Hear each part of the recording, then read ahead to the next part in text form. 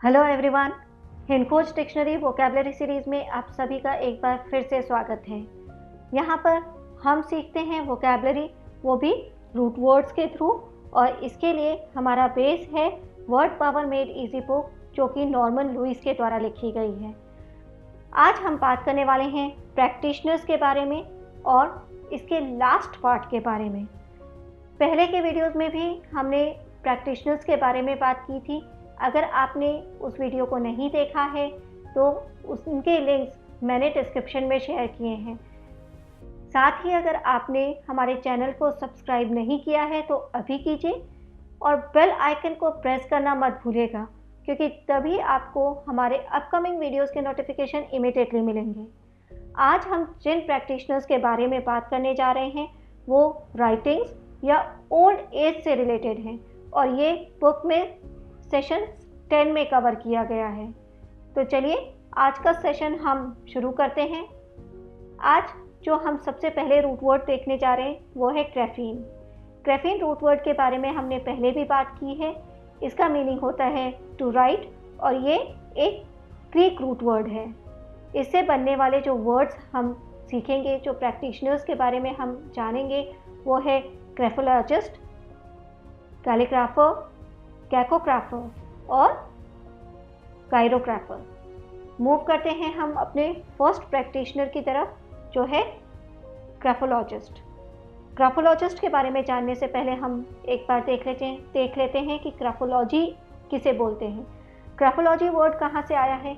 Graphene, जिसका meaning होता है टू राइट, और लॉजी जो सफिक्स है, इसका मीनिंग होता है साइंस या स्टडी। किसी भी चीज़ की साइंस या स्टडी के बारे में अगर बात करना हो तो उसके लिए हम सफिक्स यूज़ करते हैं लॉजी। तो वर्ड बना ग्राफोलॉजी। तो ग्राफोलॉजी क्या हुआ? द स्टडी ऑफ राइटिंग, लिखावट की स्टडी। पर एक्चुअली ये लिखावट की स्टडी से कुछ ज़्यादा है। क्या है इसमें? एक्चुअली जो इसकी स्टडी होती है उसमें आप राइटिंग को देखकर किसी पर्सन के बिहेवियर, उसके कैरेक्टर के बारे में पता कर सकते हैं। तो जो ऐसा पर्सन है जो इस स्टडी को करता है या ऐसी चीज़ें बताता है कि राइटिंग को देखकर आपके कैरेक्टर के बारे में, आपकी पर्सनालिटी के बारे में, आपके बिहेवियर के बारे में बता दे, तो उस पर्सन को हम बोलते हैं ग्राफोलॉजिस्ट। कभी कभी आपने ध्यान दिया होगा कि सिग्नेचर को चेक करने के लिए, उनकी ऑथेंटिसिटी चेक करने के लिए कि वो कितने सच्चे हैं, कितने सही हैं, उसके लिए भी एक पर्सन को बुलाया जाता है। वो देखकर बताता है कि ये साइन असली हैं या नकली हैं। तो उस पर्सन को बोला जाता है ग्राफोलॉजिस्ट। क्लियर? तो ग्राफोलॉजिस्ट कौन हुआ? ऐसा पर्सन जो आपकी लिखावट को देखकर कि उसमें किस तरह से कर्व्स हैं, किस तरह से उसका झुकाव है, ये सब देखकर आपके कैरेक्टर के बारे में, आपके पर्सनालिटी के बारे में बताए, वो कहलाता है ग्राफोलॉजिस्ट। और ग्राफोलॉजिकल इसका एडजेक्टिव फॉर्म है। मूव करते हैं हम अपने नेक्स्ट वर्ड की तरफ, जो है गायरोग्राफर। हमने अपने लास्ट सेशन में भी गायरोग्राफर के बारे में पढ़ा था। इसमें जो रूट वर्ड है वो है गायरो, जिसका मतलब होता है हैंड, और ये एक ग्रीक रूट वर्ड है। ग्राफीन मतलब टू राइट। तो गायरोग्राफी क्या हुआ? हाथ से लिखने की कला को हम गायरोग्राफी बोलते हैं। पहले के समय में राजा महाराजाओं के दरबार में कुछ लोग ऐसे रहा करते थे जो सुंदर सुंदर राइटिंग में लिखा करते थे, मैसेजेस लिखा करते थे, कार्ड्स पे लिखा करते थे। तो उनको बोला जाता है या बोला जाता था chirographer, an expert in writing with hands. आज के समय में ये आउटडेटेड हो गए हैं, नॉर्मली देखने को नहीं मिलते हैं। पर गायरोग्राफर का मतलब क्या होता है? ऐसा पर्सन जो हाथ से सुंदर सुंदर राइटिंग में लिखे, उसे हम बोलते हैं chirographer, an expert in writing with hands. और गायरोग्राफिक इसका एडजेक्टिव फॉर्म है। मूव करते हैं नेक्स्ट वर्ड की तरफ, जो है कैलीग्राफी। कैलीग्राफी में जो रूट वर्ड है वो है कैलोस। एक नया रूट वर्ड आपको पता चला, कैलोस, जिसका मीनिंग होता है ब्यूटी, और ग्राफीन that means to write. Chirographer और कैलीग्राफर ये ऑलमोस्ट सेम ही है। कैलीग्राफर के बारे में हम जानने से पहले एक बार कैलीग्राफी के बारे में जान लेते हैं। कैलोस प्लस ग्राफीन वो हुआ calligraphy. That means the art of producing decorative handwriting और लेटरिंग विद अ पेन और ब्रश। पेन या ब्रश की हेल्प से एक सुंदर सुंदर राइटिंग में, डेकोरेटिव राइटिंग में लिखना, वो कहलाता है कैलीग्राफी। और ऐसा पर्सन जो ये लिखे, इस आर्ट में एक्सपर्ट हो, उसे बोलते हैं कैलीग्राफर। ये अभी भी प्रचलन में है, लोग अभी भी कैलीग्राफी सीखते हैं। अच्छी अच्छी सुंदर सुंदर राइटिंग में लिखने की कला को अभी भी सीखा जाता है, जबकि जो काइरोग्राफर है वो आउटडेटेड हो गया है। कैलीग्राफिक इसका एडजेक्टिव फॉर्म हुआ। मूव करते हैं नेक्स्ट वर्ड की तरफ। अभी अभी हमने एक वर्ड पढ़ा, रूट वर्ड पढ़ा, कैलोज, जिसका मीनिंग था ब्यूटी, राइट। ये एक ग्रीक रूट वर्ड था और इसका अपोजिट, दैट मीन्स कैलोज का अपोजिट हुआ कैकोज। कैकोज ग्रीक रूट वर्ड है और इसका मतलब होता है बैड। तो हम कुछ वर्ड्स देख लेते हैं जो कैकोज से रिलेटेड है, पर इनमें जो ग्राफी वर्ड है वो ग्राफीन से ही आया हुआ है, दैट मीन्स टू राइट। तो कैकोग्राफी जो हमारा पहला वर्ड है उसका मतलब क्या हुआ? Bad hand writing. कैकोज का मतलब क्या है? बैड, और ग्राफी का मतलब टू राइट। तो पूरी राइटिंग को हम कैकोग्राफी बोलते हैं। यहाँ पर आप एक पिक्चर देख रहे हैं, इसमें समझ में ही नहीं आ रहा है कि क्या लिखा है। कभी कभी स्कूल में भी आपने नोटिस किया होगा, कुछ बच्चे ऐसे होते हैं जिनकी राइटिंग समझ में नहीं आती है कि क्या लिख रहे हैं। ये सिर्फ राइटिंग से ही रिलेटेड नहीं हुए, एक्चुअली उनकी स्पेलिंग भी इतनी गलत होती है कि समझ में ही नहीं आता है कि वो क्या लिख रहे हैं, क्या लिखा है। तो एक्चुअली जो कैकोग्राफी है वो राइटिंग और स्पेलिंग दोनों से ही रिलेटेड है। तो जिनकी राइटिंग और स्पेलिंग दोनों ही खराब हो उसे हम बोलते हैं कैकीग्राफी। इस चीज़ को, इस स्टडी को बोलते हैं, प्रैक्टिस को बोलते हैं कैकोग्राफी। और ऐसा पर्सन जो खराब राइटिंग में लिखे, गलत स्पेलिंग में लिखे, उसे हम बोलते हैं कैकोग्राफर। तो क्लियर हो गया, कैकोग्राफी बैड हैंड राइटिंग, और जो बैड हैंड राइटिंग में लिखता है, गलत स्पेलिंग में लिखता है, वो कहलाता है कैकोग्राफर। मूव करते हैं कुछ और वर्ड्स की तरफ जो ग्राफीन से बने हैं। पहला है कार्डियोग्राफ। कार्डियोग्राफ में कार्डिया रूट वर्ड है, हमने पहले भी पढ़ा है। और ये कार्डियोग्राफ क्या होता है? इस तरह की एक मशीन होती है, एक इंस्ट्रूमेंट होता है जो आपके हार्ट के मसल्स की एक्टिविटीज़ को रिकॉर्ड करता है, तो उसे हम बोलते हैं कार्डियोग्राफ। फोटोग्राफ। फोटोग्राफ में फोटो जो वर्ड है वो एक्चुअली रिलेटेड है लाइट से, लाइट से रिलेटेड है। और ग्राफ, ग्राफीन, टू राइट। तो फोटोग्राफ क्या है? लाइट के थ्रू जो इमेज क्रिएट की जाए उसको हम बोलते हैं फोटोग्राफ। अभी के समय में तो प्रिंट आउट निकल जाता है, पर पहले रील हुआ करती थी कैमरे में।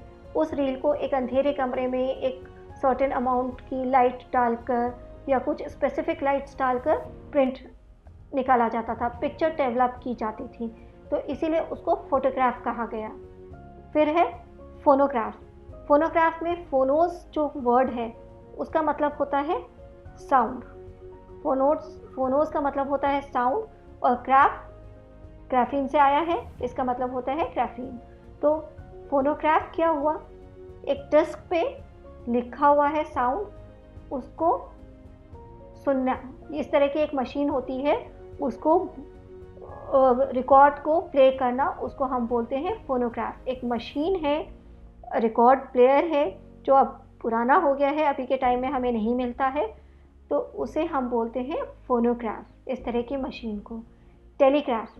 टेलीग्राफ भी इस तरह की आपने मशीन देखी होगी, मूवीज़ में देखा होगा कई बार कि यहाँ से लेटर्स टाइप किए जा रहे हैं, शिप में बैठे हुए कोई पर्सन टाइप कर रहा है और वहाँ पर केबिन में बैठे हुए पर्सन को वो मैसेज मिल जाता है। तो इस तरह के इंस्ट्रूमेंट को हम बोलते हैं टेलीग्राफ डिवाइस को। अब यहाँ पर देखिए, जो टेली वर्ड है वो आया, उसका मीनिंग होता है डिस्टेंस, और ग्राफ मतलब टू राइट। तो फिर जो दूर से लिखा हुआ हो उसे हम बोलते हैं टेलीग्राफ। नेक्स्ट वर्ड है बायोग्राफी। बायोग्राफी में जो बायोस वर्ड है वो है लाइफ, और ग्राफी टू राइट, अपनी लाइफ के बारे में लिखना या किसी की लाइफ के बारे में लिखना, उसे हम बोलते हैं बायोग्राफी। एक्चुअली बायोग्राफी जो है वो किसी की लाइफ के बारे में लिखना होता है। और ऑटोबायोग्राफी क्या है? अगर इसके आगे हम ऑटो लगा दें तो ऑटोबायोग्राफी हुआ अपनी लाइफ के बारे में लिखना। अगर पर्सन अपनी लाइफ के बारे में लिख रहा है, बता रहा है, तो उसे हम बोलेंगे ऑटोबायोग्राफी। और अगर किसी और की लाइफ के बारे में बता रहा है तो उसे हम बोलेंगे बायोग्राफी। अब मूव करते हैं हम ऐसे प्रैक्टिशनर्स के बारे में जो एजिंग या ओल्ड एज से रिलेटेड है। उससे पहले हम जान लेते हैं कि कौन कौन से रूट वर्ड्स हम पढ़ने वाले हैं। जेरास, जेरास का मतलब होता है old age, Greek root word है। जेरोन, ये ओल्ड मैन के लिए यूज़ किया जाता है। और लैटिन में ओल्ड के लिए जो रूट वर्ड है वो है सेनेक्स। सेनेक्स जो वर्ड है वो लैटिन का वर्ड है और उसका मीनिंग होता है ओल्ड। तो शुरू करते हैं हम जेरियाट्रिशियन से, कि जेरियाट्रिशियन कौन सा प्रैक्टिशनर होता है। इससे पहले हम जानते हैं जेरियाट्रिक्स के बारे में। जेरियाट्रिक्स में जेरास जो कि ओल्ड एज जिसका मीनिंग होता है, और इटेरिया जिसका मीनिंग होता है मेडिकल हीलिंग। इटेरिया अगेन एक ग्रीक सफिक्स है, क्लियर? ग्रीक सफिक्स है ये, और इसका मतलब होता है मेडिकल हीलिंग। तो ये वर्ड बना हमें जेरियाट्रिक्स। जेरियाट्रिक्स का मतलब क्या हुआ?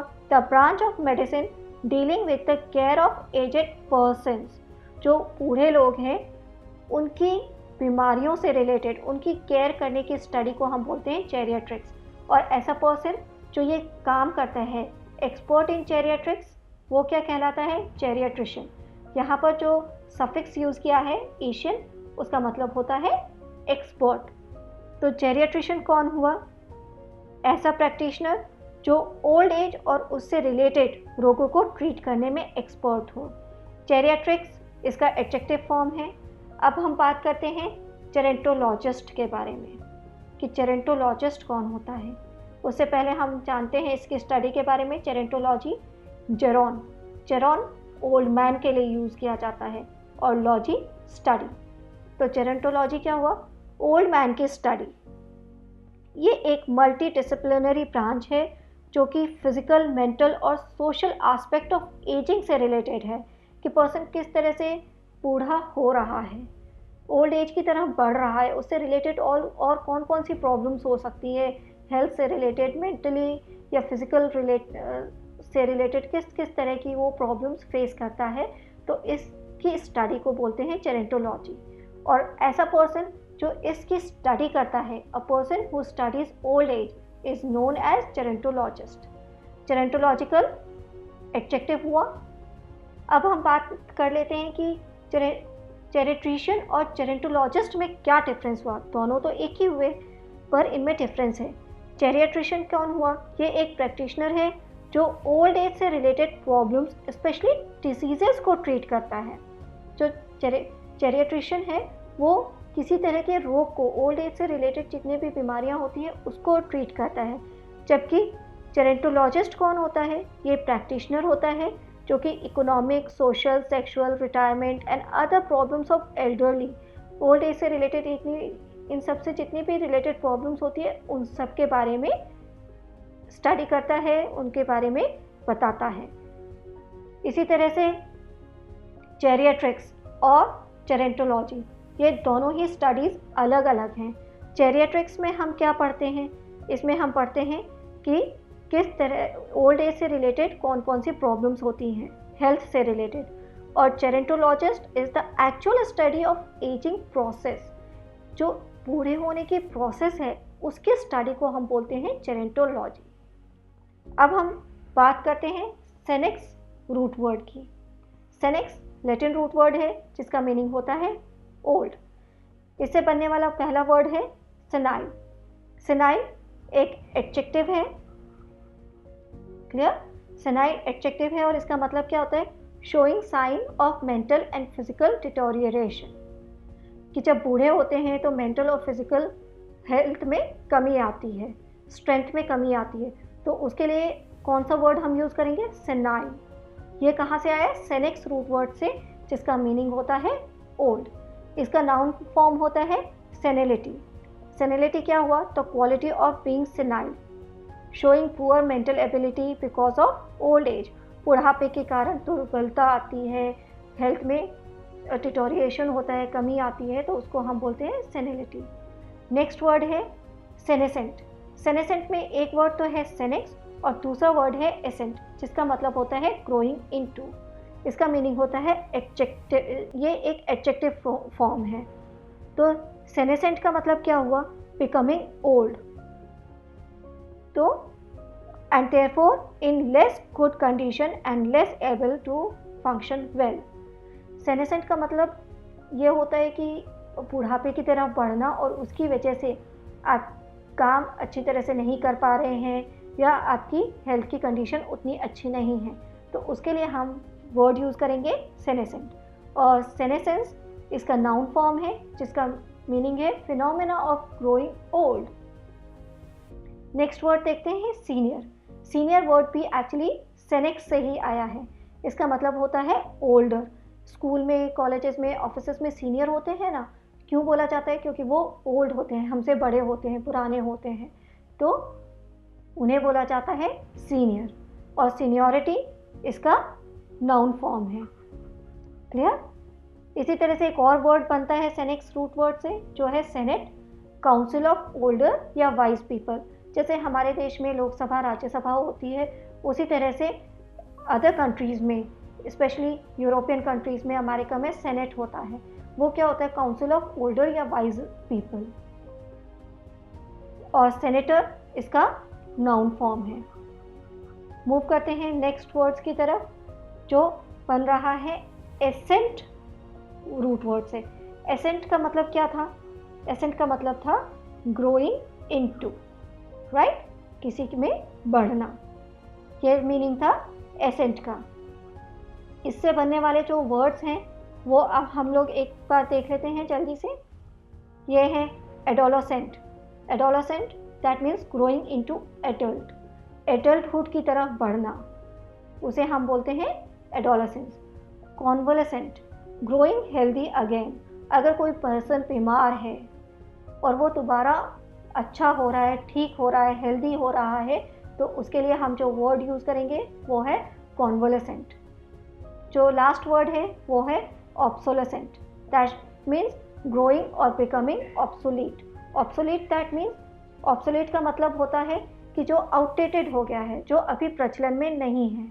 तो जो भी चीज़ अभी प्रचलन में नहीं है, आउटडेटेड हो गई है, उसके लिए हम वर्ड यूज़ करेंगे ऑब्सोलेसेंट। और इन सभी में जो रूट वर्ड है वो है एसेंट, जिसका मीनिंग होता है ग्रोइंग इनटू। तो यहाँ पर हमारा आज का वीडियो एंड होता है। आज के वीडियो में हमने सीखे कुछ और प्रैक्टिशनर्स के बारे में जो राइटिंग और ओल्ड एज से रिलेटेड थे। बुक में ये सेशन 10 को कवर कर रहा है, और इसी के साथ how to talk about practitioners, जो कि सेशन 7 to 10 है बुक में, वो भी हमारा कवर होता है। आप इसकी प्रैक्टिस करते रहिए और हाँ, हमसे जुड़े रहिए। मैं नेक्स्ट वीडियो में एक और नए टॉपिक के साथ आऊँगी। Till then, have a nice day, bye bye.